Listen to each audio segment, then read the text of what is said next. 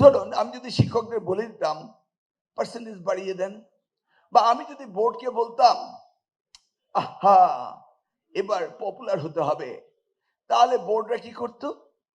ইংরেজিতে 3 পয়েন্ট, অঙ্কে 3 point, system অ্যানালিস্টকে বলে দিত, সাথে সাথে অ্যাড হয়ে যেত, কেউ জানতোই না। That's how it was functioning. তাহলে সত্যিকার অর্থে জব করে যদি রেট 70% হয়ে যেত, আমি কি জানতাম? would I know what was the real data? আমার স্টুডেন্টে কি করছে?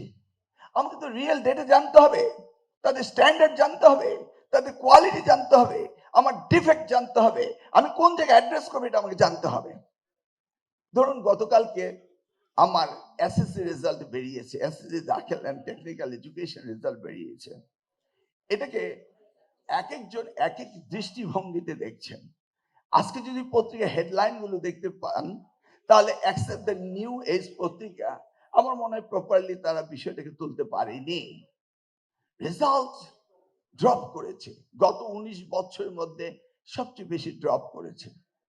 মানে আই ডোন্ট আন্ডারস্ট্যান্ড, ড্রপ কি করানো যায়? জোর করে কি রেজাল্ট ফেল করানো যায়?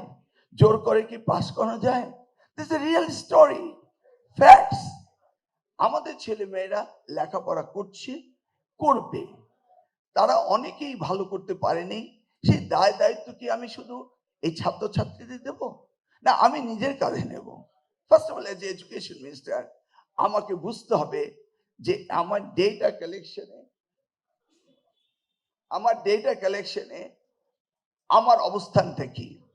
আমি যদি ইনফ্ল্যাকচুয়েট করে ডেটা কালেকশন করি,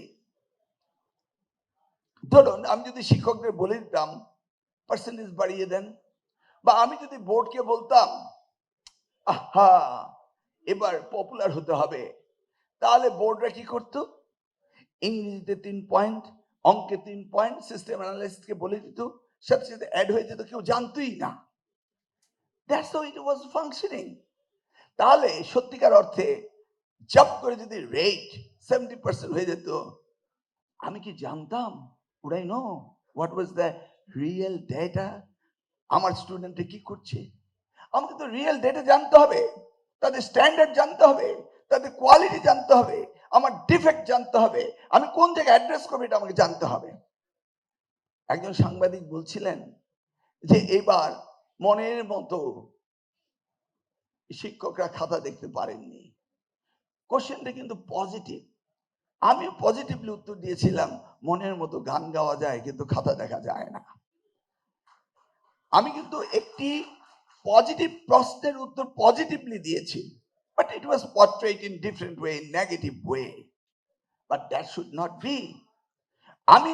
আমি বলেছি এবারে রেজাল্ট ভালো হয়েছে বিকজ আমাদের স্কুলগুলোতে শিক্ষক নেই, আমাদের দেশে টার্মোয়েল চলেছে, করোনার পরে পড়ালেখা ডিস্টার্ব হয়েছে, ক্লাসরুম এডুকেশন গুলো ঠিক মতো হয়নি, সব মিলিয়ে তারপরে যে রেজাল্ট করেছে, to me it is a good result. ZI water tank দিচ্ছে আজীবন ওয়ারেন্টি। জেডআই ওয়াটার ট্যাঙ্ক, পানির সুরক্ষায় টেকসই সমাধান। To me it's a good result. এত দুর্বলতার মধ্যে দিয়ে আপনি গিয়ে দেখুন সরকারি স্কুলগুলোতে টিচার নেই। আজকে গিয়ে দেখুন প্রাইমারি স্কুলে 38,000 স্কুলে গভর্নমেন্ট হেডমাস্টার নেই। আপনি গিয়ে দেখুন কলেজগুলোতে কোনো টিচার নেই। 12,000 টিচার সরকারি স্কুলগুলোতে শর্টেজ রয়েছে, 50,000 টিচার শর্টেজ রয়েছে প্রাইমারি স্কুলে, 38,000 হেডমাস্টার নেই, 77,000 টিচার শর্টেজ রয়েছে আমার এমপিওভুক্ত স্কুল এন্ড কলেজগুলোতে। ইউ সি, এই নাম্বারটা কি গত 5 মাসে হয়েছে? এই নাম্বারগুলি কখন থেকে শুরু হয়েছে? আমাকে এটা জানতে হবে, বিশেষ করে সাংবাদিক ভাইদের জানতে হবে। 2017 সালে হেডমাস্টারদেরকে মামলা করে আটকে দেওয়া হয়েছিল। 32,000 হেডমাস্টারের নিয়োগ বন্ধ রয়েছে 2017 সাল থেকে। সেই গভর্নমেন্টের তো আদালতের উপরে এতটা প্রচ্ছন্ন তাদের প্রভাব ছিল, যে কোনো রায় তারা নিয়ে আসতে পারত, কিন্তু হেডমাস্টার গুলোকে আটকিয়ে দিয়েছে সিম্পল একজন শিক্ষককে মামলা করে। সেই মামলা রায় 10 বছর পরে আমাকে ওই মহান সংসদে দাঁড়িয়ে 300 বিধিতে আলোচনা করার পরে সুপ্রিম কোর্টের চিফ জাস্টিস সেটা শুনে তিনি সেটাকে ক্লিয়ার করে দিলেন পরের সপ্তাহে। ও মা, এরপরের দিন আবার মামলা, আবার আমি মহামান্য আদালতের আশ্রয় নিলাম, আবার ক্লিয়ার করলাম, মামলার পর মামলা, এ কি হয়ে গেল?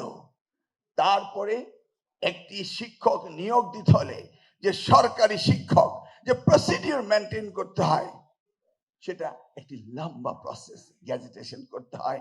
এই যে 14,300 শিক্ষক বিগত সরকার যাওয়ার দিন রাত্রে বেলা তাদের রেজাল্ট দিয়ে গিয়েছে, পোস্টিং দিয়ে যায়নি, যাওয়ার দিন রাত্রের বেলায় ফেব্রুয়ারি মাসে, বুঝতে পেরেছেন? এখন এটাকে আমার রেডি করতে দেখা গেল 4 মাস চলে যাচ্ছে। This a system, I cannot avoid the system.